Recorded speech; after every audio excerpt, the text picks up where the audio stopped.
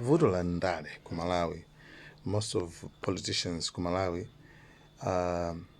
they use politics amagwisa ntchito ndale as a source of income. Vuto la ndale ku Malawi, anthu amagwisa ntchito ngati popezerapo ndalama. Azipeza ndalama zolipirira ana awo ku sukulu, zolipirira mabilu ku nyumba kwawo, amadzi, amagetsi, marenti, chani, source of income, politics, ndale. And this is the biggest problem. Ndale ndi zina, source of income imene wakhala ina. Ndikupasani proof tizindikireni kuti anthu ambiri a ndale ku Malawi ndale amagwisa ntchito ngati kuti njira yopezera ndalama. Kuti kwawo azidya chifukwa cha ndale basi. Pamene ndale kwenikweni ntchito imene si ntchito yake. Imene si ntchito yake. That's why mupeza kuti anthu amene amanyamuka kukalowa chipani chimene chikulamula amakhala ambiri ochuluka kuposa amene amakalowa ku opposition. Chifukwa ino kuti ukakhala ku opposition ndalama yake udyera kuti imakhala ngati business imene yagwa. Na sa opposition sikulamula ndalama zako uzipeza kuti.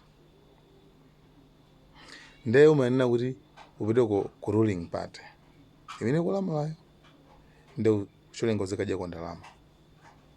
Koma ndalama zimene zimakhala mene kujako ndi zimene nzika za dziko zikudikirira kuti ndalamazo zigwire ntchito yake yoyenera. Mankhwala mzipatala, misewu, michani. Chifukwa ndalama zichazo sikuti zimachokera kwina yayi. Most of ndalama zimachokera from taxpayers okulipira misonkho. Wina aliyense amalipira misonkho. Aliyense amalipira misonkho. Mitengo ya zinthu imene mmayiona icho simene ililimo yayi. Amawonjezerapo msonkho. Sugar uja mukamagula kaya 2000 chakuti mtengo ino niso umene ujawo yayi. Koma pepa chapo apangapo adi msonkho. Ndino ndalama zimene za msonkho umene ujawo umene walipira ino ija.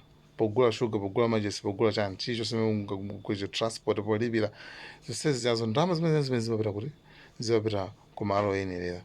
Ku malo kumene kujako kuti zipiteso zigawane, zipite malo osiyanasiyana. Ndino anthu amenewo amene akupanga control thumba limene lija ndalama zimene zazo, anthu amene ajawo ndi amene iwo aja akugwira ntchito, akulowa zipani, akulowa ndale for the sake of the same money. Ndalama yake yomwe ija, misonkho ija. That's why wina aliyense amakhala busy. Wina aliyense amakhala busy kufunafuna kuti tilo akulamula ndani. Chongomwe kuchako akadye nawo. Anthu amene ali ndi zawo zochita ndalezi kuti amapanga chifukwa choti afuna akonze zinthu, afuna atumikire anthu, sakhala ogwedezeka. Mukazamona munthu ali chililinji pamodzi, muzangozoti amene ndithu zake zali nazo andisakupanga ndale chifukwa choti azipeza ndalama. Koma onse amene apanga ndale chifukwa chofuna azipeza ndalama ngati alibe china chochita. Alibe china chochita. Nkhani amakhala imene. That's why mukuona anthu ambiri amangothamangira chipani chikangolowa wonse kuthamangira imene kuja kwa ndale. Akuti alokwe. Amakhala kuti ndalama alibe chilichonse, anthu osauka. Koma akuzoti akangopita kumene apitako ndalama karani akalandira. Nkhani ino yomvetsa chisoni imene even itakhala kuti chipani chimene chikulamulacho chitakhala kuti chikupanga zinthu zina zotsutsana ndi iyeyo, zotsutsana ndi iyeyo, zotsutsana ndi umunthu, koma munthu ube amalola kuti ndipanga bwanji, amangokalowabe kuti konkucha basi kuti azikadya ndalama za misonkho. That's the biggest problem ever. Example ina yaikulu imene faya ndipereke komanso ndi example ili ine yandikhudza kwambiri ndi example ya ku United Nations. Ku UN apanga madzi wa UN yapanga inapanya imafuna mavoti kuti akuluakulu nkhondo ibwanji imene ili ku Palestina ithe ndino maiko amenena kuti ayike maganizo awo avote, akavota ambiri then they make sure kuti nkhondo ite chikamufuna iwawo amafuna kuti asilikali amene ali ku mada a Palestina amene akumakhanga analandalanda umene koko achokeko atulukeko abwerere kwawo, right? Maiko ambiri hande chakuti avotera ndi ayi awadi atulukedwe umene koko nkhondo iyi ife tatopa kumangomva zoti ukumakuti tatopa za nkhondo zitifuna kumva zimene zizi kongopatula maiko angapo ochepa, koma limodzi mwa ilo Malawi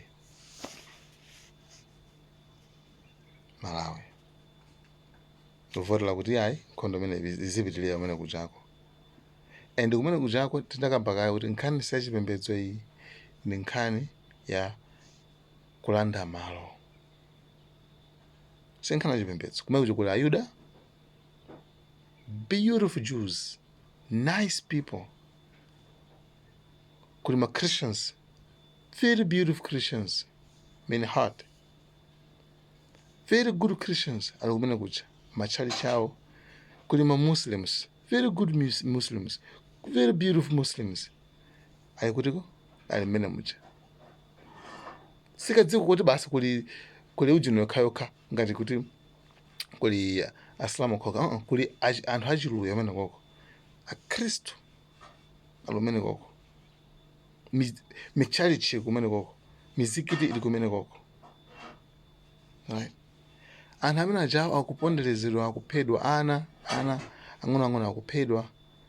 Then Malawi ikovotera kuti zimene zichitikabe zimene zonso zichitikebe. And Malawi is a God-fearing country, dziko lopa Mulungu, home heart of Africa.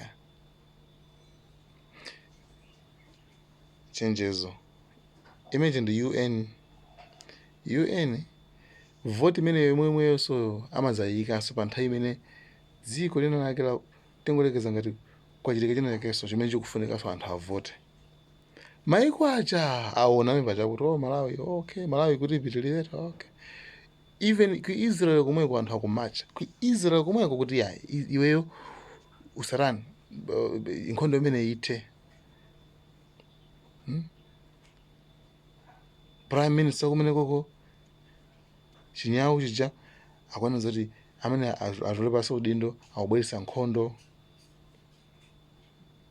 akwangola zimene zijazo, koma ayi ndithu sikugwira akuti ayi basi zimene zipitirire zimene zozo anthu azifabe kuti imene kuchako azabombabe kuti imene zako. Nthawi ina yake tizafuna thandizo la international silizapezeka, trust me. Tena kuti tizafuna thandizo kuti maiko mwena ena yake ativutisa atipanga atake atitana sazakwanitsa anthu maiko ena sazavotera kuti tifuna peace kumeneko mata message ankavotera kuti ujena aja kuti anthu aziphedwabe kupasa mese ndi amene amese ndi mala yake ndi omwe. That's really sad. Inu simukuona zoti panopa even South Africa ili busy kwambiri kulimbana ndi guys tufuna ufulu wa Palestine mekuchako. Inu simukuona alimba yanjifayani for pa nthawi ina yake somene kuchino ku South Africa ona apartheid azungu aku Palestine jende mene madani inapanga support ndipo panopa it's like a payback. sinkhani chipembedzo nga South Africa ndi Chisilamu kati ndiye tufuna peace. Ndiye nanu kumene kuku ndithu kuli anthu angapo kuli timashehe timachani timene tikulowa kumene kuku kupempho mukawuzana kumene kuku kuti a decision imene siyabwino ndoyipa. Pala anthu ena 43 sanavote maiko ena anankhala chete kuti ifeyo sitivota pakana kalikonse at least komabe kusukulu atisobwinobwino komano chito ukavotera kuti zichitikabe and 124 maiko ati azimachitike zimene zonse. Ifeyo pena pange ndochitisa manyazi kwambiri. I don't know kuti ka good feeling yake ili patembopo.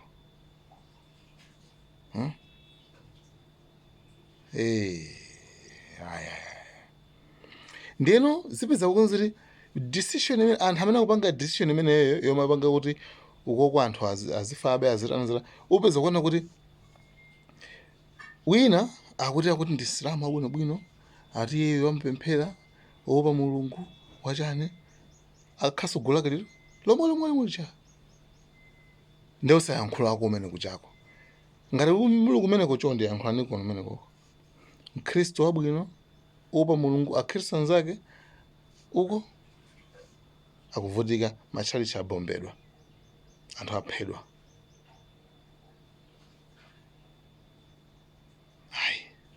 Sichinatu mukapanga ndale chifukwa kuti mupezeko ina yake source of income ndi zimene zonso mmalowa kwina kulikonse kumene kukupangitsa kuti even kuti ine kutha kumene sikugwiza ndi ma ideas anu, kumene kukusemphana ndi zikhulupiriro zanu, kumene kukusemphana guys. And inaweza ndi it's like ine na dandala kwambiri kutaona chonchi kuti why if it is so bad chonchicha people anthu akupemphera dziko lonse lapansi akupemphera akhristu mwenje akupemphera mayuda mwenje akupemphera asilamu akupemphera kwenza kuti nkhondo imene chaithe Mulungu awalange amene akulanga nzawo kuti nkhani ena ngombe kuti ithe ndiye wina kumuzira kupanga support ziti zimene zonso haya zizipitirirabe zimene zonso really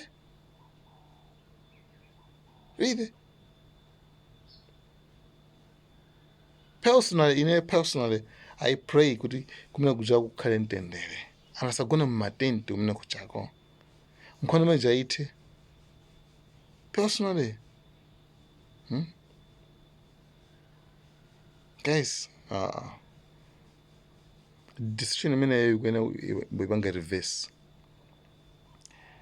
mipanga reverse komungu khajet koma zovotera kuti unkhondo zili kabezo hayi amene muli kumene kokono ndani timashehe mazibusa machani chonde Malawi imatchuka kuti God fearing country sumuwena kuvotera zimene ziya kuti zizipitirirabe hayi. UN yaonaso payo mpaka UN ndiye rusota nkhondo imene itha kwakulu maiko even nosifuna sa Islamu so ndo maiko basi chabe ayavotera kwana zoti yithe nkhondo imene taroba kumva kuti kinena kwa Malawi hayi ipitirire. I know kuti kuli anthu kumene kuchakwa amene akupanga famu chanchana akupanga koma anthu amene ajawo ngati mufuna mtendere wawo chimodzimodzi nkhondo ithe chifukwa nkhondo ikhoza kuyambukira mpaka nakuti kumene kuli kucha sali safe anthu amene ajawo kuli Amalawi athu amene kucha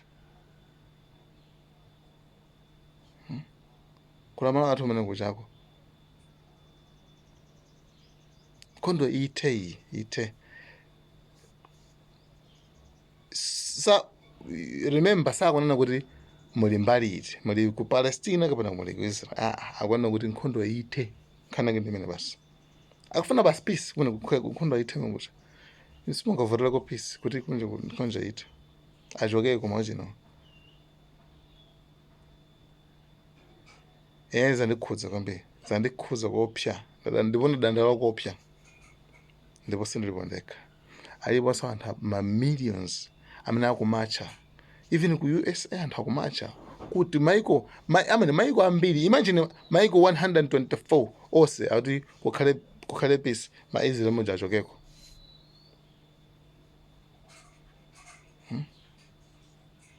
guys, thank you so much. And anyway, zandikhuza kwambiri koma